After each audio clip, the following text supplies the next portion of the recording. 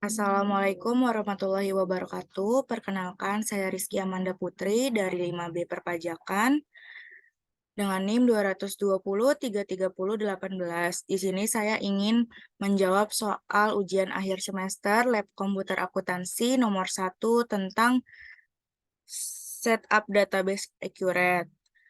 Sebelum kita membuat database dan men-settingnya, kita terlebih dahulu harus mempunyai akun. Kebetulan di sini saya sudah mempunyai akun Accurate dan juga sudah login dengan email dan password yang sudah terdaftar.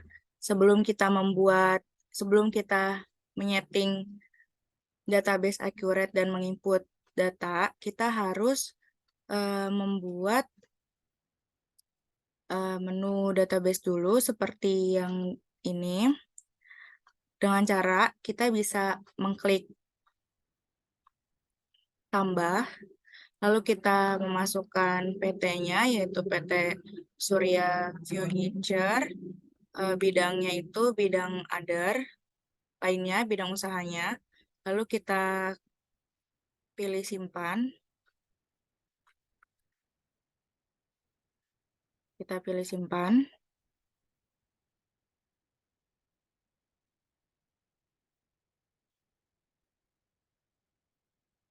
Lalu kita klik lanjutkan.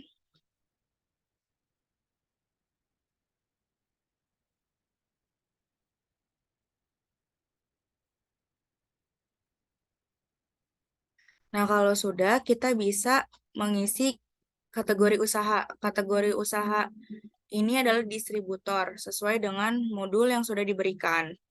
Tanggal datanya itu di tanggal 31 bulan Desember 2018.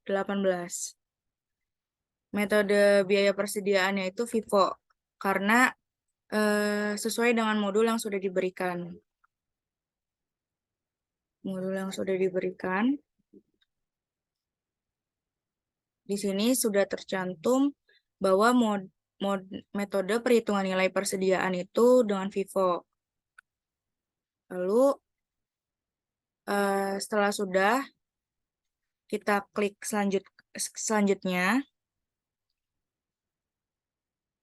Nah, untuk akun perkiraan ini kita tidak usah mencentangnya karena kita sudah mempunyai database, sudah mempunyai daftar daftar akun. Jadi kita uncheck list lalu kita pilih selesai.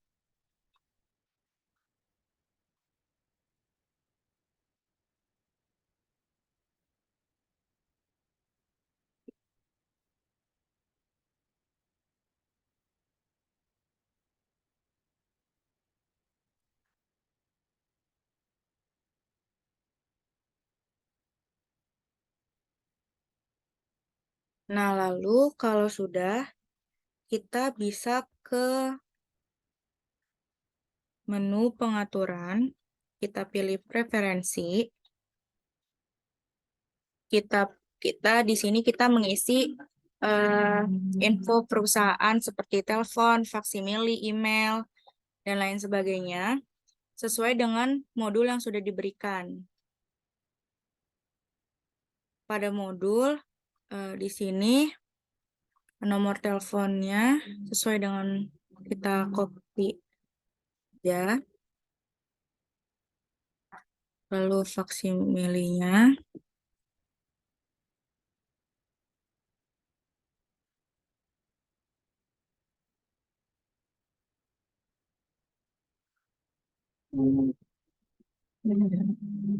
Emailnya.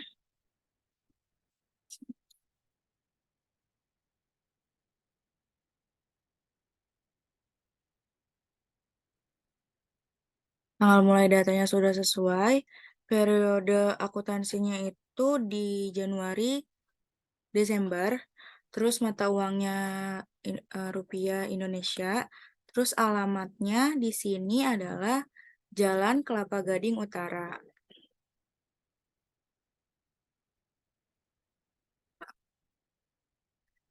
Di sini ininya DKI Jakarta. Oke. Kode posnya itu itu di modul 14.360. 14.360. Nah, lalu setelah sudah bisa kita pilih simpan. Nah, setelah info perusahaannya kita simpan, terus kita bisa menambahkan mata uang, yaitu mata uang Singapura, yaitu ke menu perusahaan, kita pilih mata uang. Nah, di sini itu yang sudah terdaftar hanya mata uang Indonesia. Jadi kita bisa menambahkan mata uangnya yaitu SGD. Lalu setelah itu kita klik sembarang lalu simpan. Nah, untuk memastikan mata uang tersebut sudah tersimpan atau belum, kita bisa melihatnya di list data yang hijau ini. Nah, di sini sudah masuk Singapura dolar. Lalu kita bisa tutup. Lalu setelah itu jangan lupa kita mengatur pajaknya ke perusahaan lagi, terus pajak. Nah, di sini kita klik hijau, di sini ada pajak pertambahan nilai. Nah, karena di modul ini tahunnya masih di tahun 2018, jadi tarif pajaknya itu masih 10%. Jadi tarifnya ini yang tadinya 11% kita ubah ke 10%. Terus kita klik sembarang, lalu kita simpan. Nah, setelah itu kita bisa mensilangnya. Nah, kita sudah ada di tampilan persiapan data baru. Nah, karena di tampilan yang dulu itu, yang sebelumnya, di bagian ini seharusnya ada akun yang dimana kita bisa mengupload daftar akunnya dari eh, data yang sudah kita download di eh, yang sebelumnya sudah saya download. Itu saya mendownloadnya pada link yang ini, yang di kuning ini. Nah, itu tadi sudah saya download. Nah, karena di tampilan persiapan data perusahaan ini nggak ada akun, jadi sebelum jadi kita bisa menginput datanya itu dengan cara kita ke buku besar, lalu kita ke akun perkiraan, lalu kita bisa ke list yang hijau ini. Nah, di sini itu kan dia masih nol kan, karena emang belum ada data yang kita masukkan. Jadi caranya kita pilih import data, terus import dari Excel, terus kita klik ini, kita pilih daftarnya itu daftar akun. Kita open, kita unggah, lalu kita klik selanjutnya. Nah, ini kita menceklis lakukan update data jika sudah ada data yang sama pada database. Nah, terus setelah kita sudah checklist, kita pilih lanjutkan. Nah, seharusnya di daftar akun ini ada 73 data yang berhasil diproses. Nah, di sini sudah ada 73 data yang berhasil diproses, lalu bisa kita tutup. Nah, di sini karena tadi kita sudah menginput datanya, jadi yang tadinya masih kosong, sekarang sudah terisi. Nah, jadi kita bisa menutupnya. Lalu setelah itu kita ke bagian pemasok. Caranya kita import data pemasoknya itu dengan mengklik import data di bagian pemasok. Kita pilih file Excel, daftar pemasok. Kita pilih filenya, kita open, lalu kita unggah. Lalu kita klik lanjutkan. Lalu kita checklist sama seperti yang tadi. Lalu kita klik lanjutkan lagi. Nah, di pemasok ini ada 6 data. Nah, alhamdulillah ada 6 data yang berhasil diproses. Lalu kita tutup. Nah, yang selanjutnya itu kita masukkan untuk pelanggan. Caranya import data. Caranya seperti yang sebelumnya, kita pilih file daftar pelanggan. kita open, lalu kita unggah, lalu kita klik lanjutkan, lalu kita checklist, lakukan update data, lalu kita klik lanjutkan, dan di sini ada 6 data juga yang harusnya berhasil diproses. Nah, ini ada 6 data yang berhasil diproses. Lalu kita tutup. Nah, sebelum kita masuk ke barang dan jasa, di modul itu kan ada kategori aset sama gudang. Nah, jadinya caranya itu jadi sebelum kita input datanya, kita ke fitur persediaan terlebih dahulu. Kita cari, ini dia fitur persediaan, kita pilih kategori barang. Nah, di sini kategori barangnya itu pada modul itu ada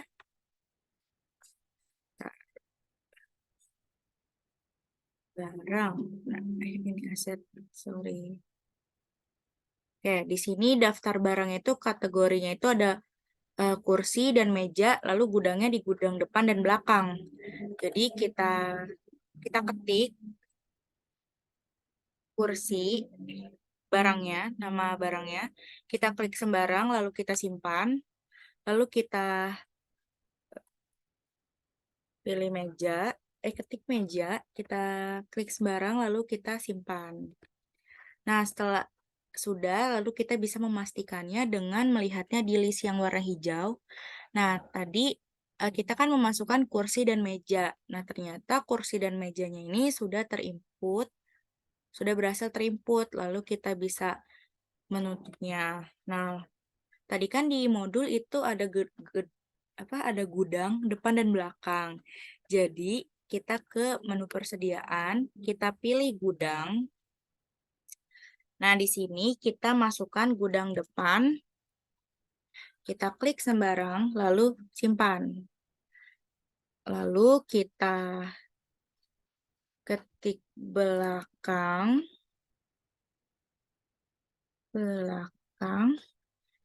kita klik sembarang, lalu simpan. Nah, untuk memastikannya, kita bisa lihat lagi di list yang warna hijau. Nah, ini gudang depan dan belakangnya sudah terinput, lalu kita bisa mensilang. Nah, setelah itu, kita balik lagi nih ke persiapan data perusahaan. Lalu, kita ke barang dan jasa, import data, kita pilih datanya, itu daftar barang. Lalu kita unggah, lalu kita pilih lanjutkan. Lalu kita checklist, lalu kita lanjutkan. Nah, seharusnya di barang dan jasa ini ada 12 data.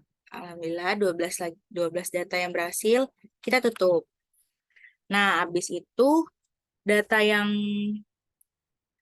berhasil itu harus sesuai dengan yang ada di modul karena yang di modul itu udah sesuai sama apa yang kita download.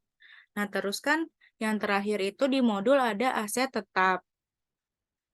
Aset tetap. Nah, ada kategori asetnya kan.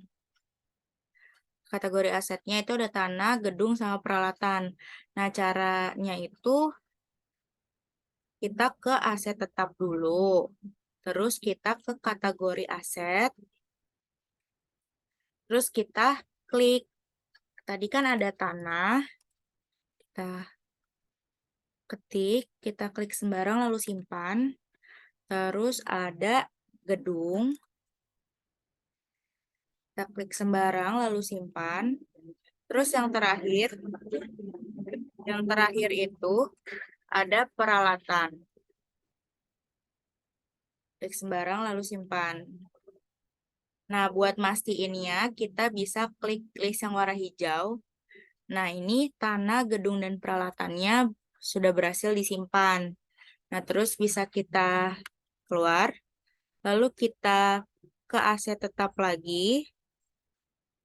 Kita pilih aset tetap. Terus kita ke list yang warna hijau. Nah, karena di sini datanya belum ada, jadi kita pilih import data, import dari Excel. Terus kita ambil datanya, daftar aset tetap, lalu kita open, kita unggah, lalu pilih lanjutkan. Nah, tadi kan yang sebelum-sebelumnya ada bagian yang checklist di atas ini. Tapi karena ini nggak ada, jadi bisa kita klik lanjutkan. Nah, untuk import aset tetap ini ada 4 data yang berhasil diproses. Terus bisa kita tutup. Nah, di sini langsung muncul nama-nama aset. Karena tadi kita sudah menginput datanya. Nah, setelah datanya sudah diinput, semua data sudah diinput, selanjutnya kita harus tutup buku dulu buat lihat neraca induk Skronto. Nah, caranya itu kita ke perusahaan, kita ke proses akhir bulan, terus kita pilih bulannya di bulan Desember, tahunnya di 2018. Terus di situ bisa kita simpan. Nah, terus kalau udah kita simpan, kita bisa tutup proses bulannya, terus kita ke daftar laporan, kita pilih daftar laporan lagi, terus kita cari neraca induk Skronto. Ini. Terus kita masukkan tanggalnya di tanggal 31 bulan 12 2018. Setelah itu bisa kita tampilkan. Nah, total yang ada di sini itu harus sesuai dengan yang ada di modul. Di modul itu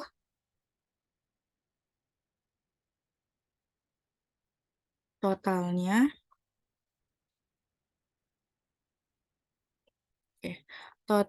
ada 1.773.773.731.000.